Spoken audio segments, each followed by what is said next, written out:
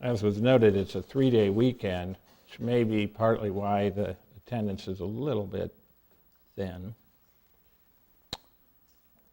But I've been doing this for a long time. It's my observation, especially when you tell them in advance that you're going to preach on money.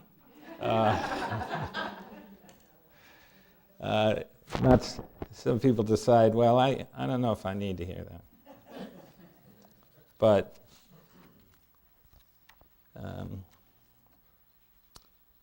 I think you do. Mohandas Gandhi once made a list of what he called the 7 sins of the modern world. Sin number 1 was wealth without work.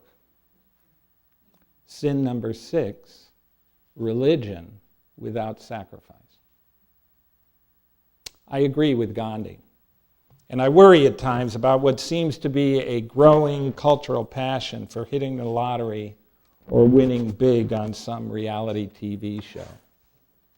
I've dedicated my life to another model, the one we are engaged in here. Let me elaborate. I think we have extraordinary assets in this, your congregation. Incredible wealth, actually. But realizing that wealth requires work. Not drudgery, mind you, work. Meaningful and fulfilling work. This morning I want to do my best to describe that work. What we offer here, our product, if you will, is religion. But finding it, that is re-linking oneself to the interconnected web of life, requires sacrifice. Not like the sacrifices of old, human or animal sacrifice, the sacrifice rather of our exaggerated egocentricity whenever it gets in the way of growing together as a learning, caring, and politically engaged community. The late novelist, political activist, and Holocaust survivor Elie Wiesel was the 1986 recipient of the Nobel Peace Prize. He wrote over 40 books. Wiesel asked in one of them, what then is sanctuary? The sanctuary is often something very small, not a grandiose gesture, but a small gesture alleviating human suffering and preventing humiliation. The sanctuary is a human being. And that is why you are here, and that is why I am here.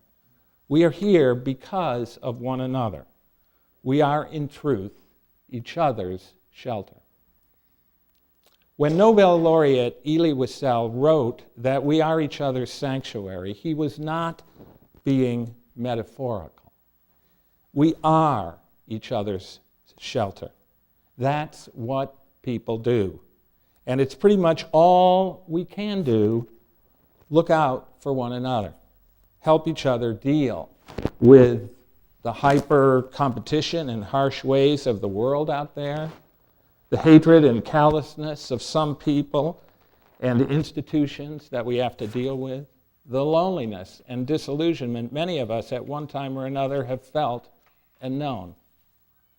There was a time in some of our Unitarian Universalist churches and fellowships, maybe even here at UUCIL, when you would hear people say that what they liked about UU congregations was how little they asked of a person. This baffled me. I have never understood that. It seems to me just the opposite, that we ask a lot of people. We ask people to be shelter for each other, to create a sanctuary together here where we can support each other as a community of congruence or beloved community, and where we can celebrate being human. That is a tall order. We ask you to care for each other, to pay attention to who is ill and who is mourning. We ask you to be a community, which is hard, especially at first when you don't know many people, or later when you know one another all too well. Nevertheless, we ask you to try being a community anyway, even when it is hard. We ask you to teach one another's children and to help one another be good and supportive parents. We ask you to prepare meals for one another when someone is sick and cannot cook. We ask you to drive one another to the doctors or the hospital and to sit with one another in the waiting room and hold one another's hand. We ask you to be there for one another. We ask, in the words of my ministerial colleague Victoria Safford, to risk confessing your faith to each other, which first means risk finding it. We ask you to conduct the search of a lifetime with integrity and courage, to wrestle God to the ground and tell us in the morning who won. We ask you to abandon easy, blind beliefs and dare to discover your own questions. It is a lot to ask, admittedly, and it is only the beginning. We ask you to take up our tradition of free faith and make it your own. We ask you to recognize and appreciate what a rare and fragile place churches are, including this congregation. How easily faith communities can be knocked off course, or worse yet, permitted to atrophy and limp along instead of flourish as the temples of free speech, religious pluralism, and courageous acts we all know in our heart of hearts they can be.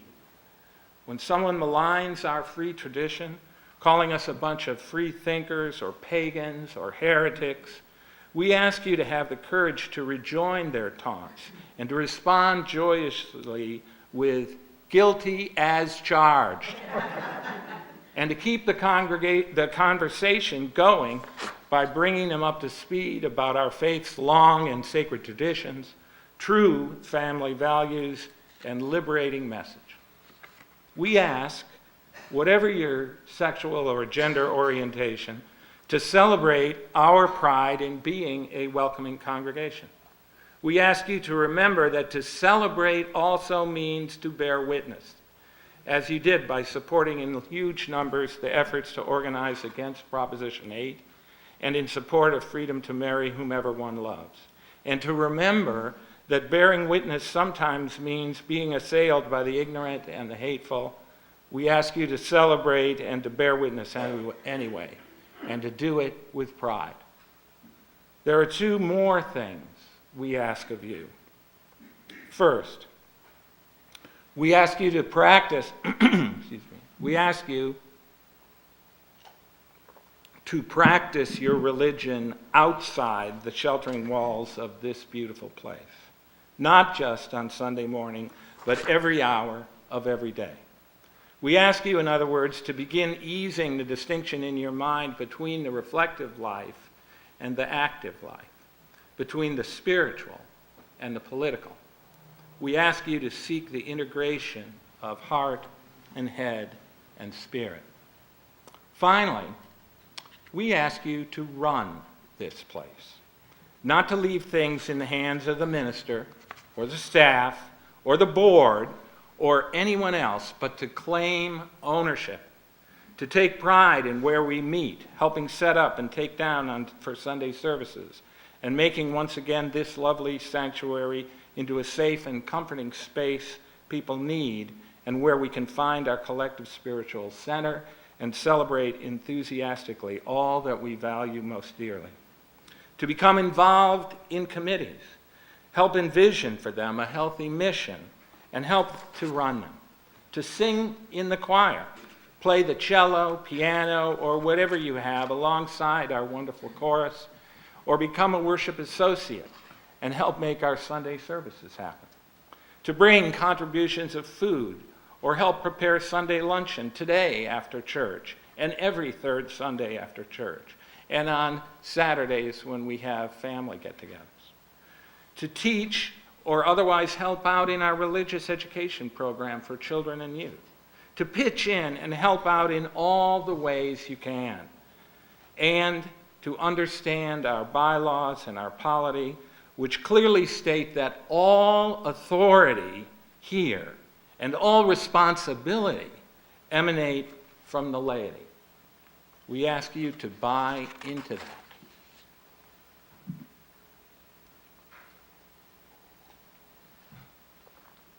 I don't know if you've ever been to a mega church or kind of fundamentalist church. In many congregations, sermons on the importance of making a financial contribution are heard every Sunday. Here we do it once a year. Moreover, let me be very clear. Financial contributions are neither the only nor the most important contributions we make to this place that we all love. As Ralph Waldo Emerson once asked, why should all virtue work in one and the same way? Why should all give dollars? It is very inconvenient for us country folk. We have not dollars. Merchants have them. Let them give them. Farmers will give corn. Poets will sing. Others will sew. Laborers will lend a hand. The children will bring flowers. Let me be clear. All kinds of contributions, as listed by Emerson, we ask of you. All of them are welcome and appreciated. All are necessary. All make us the beautiful and creative and beloved community we are and continue striving to be even better at living up to. Clinton Lee Scott was a 20th century Universalist minister and denominational leader who served prominent congregations in Los Angeles and later in Atlanta and Boston. A signer of the 1933 Humanist Manifesto, which we'll read next month in our UU Sources class, adult religious, that I'm leading, adult RE class, Clinton Lee Scott shares the following story in one of his books. And it came to pass that the time of the year was upon them when the call went forth from the great temple for pledges of support for another 12-month. And one there was who rebuked the solicitor gruffly, saying, "Get thee hence, and return not. Verily, the great temple seeketh money from everlasting to everlasting."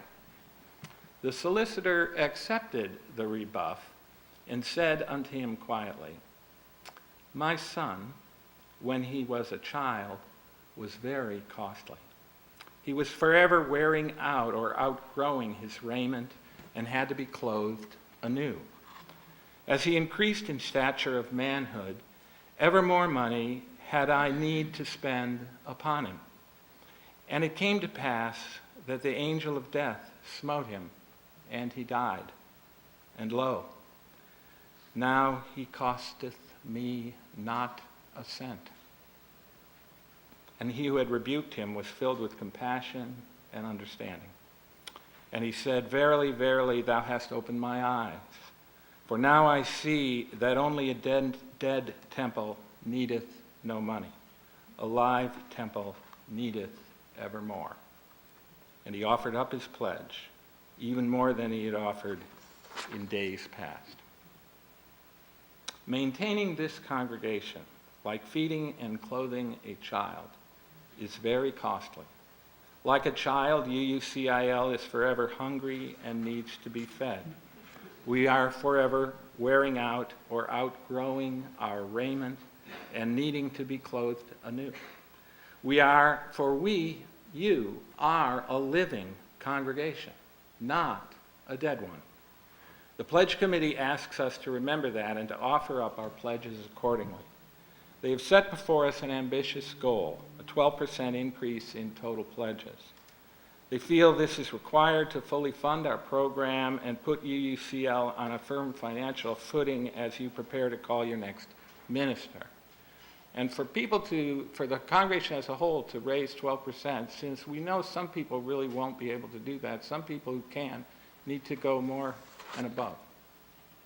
Whether you are a member of this congregation or whether you just come on occasional Sundays, whether you come alone or with others from the same household, whether you slip in and out or are one of those who organize programs and potlucks and special events, we ask everyone once a year to make a financial pledge. And because we are, in fact, you, we can be neither apologetic nor coy nor subtle about this. When Andrew Carnegie turned from industrialist to philanthropist, many people, not surprisingly, began writing him letters. One, sent by his friend Mark Twain, said, "You seem to be in prosperity. Could you lend me $1.50 to buy a hymn book with? God will bless you. I know it. P.S. Don't send the hymn book. Send the money."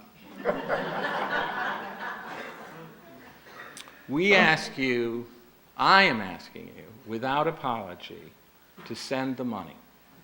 All your gifts, naturally, are welcome. Few of us are farmers able to give corn. All of us, however, can provide shelter to one another and sanctuary. We do this, in the words of Elie Wiesel, through small gestures of kindness and support, and through offering our spirit, our reason, our compassion, our faith, our muscles, our best hope, and our humanity.